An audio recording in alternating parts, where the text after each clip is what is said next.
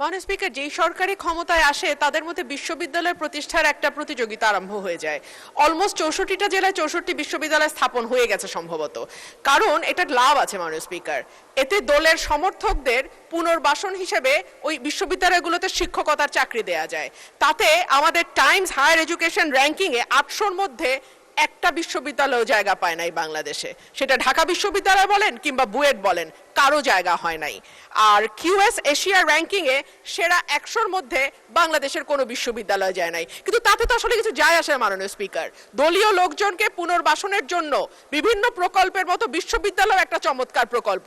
তাতে শিক্ষা থাক বা না থাক, দেশের ছেলেমেয়েরা আন্তর্জাতিক মান তো দূরেই থাক, দেশেও কিছু করে মানে চলবার মতন অবস্থায় এই বিশ্ববিদ্যালয় থেকে বের হয়ে ততটুকু মানসম্মত শিক্ষা তাদের মধ্যে থাকুক বা না থাকুক, তাতে আসলে সরকারগুলোর তেমন কিছু যায় আসে না।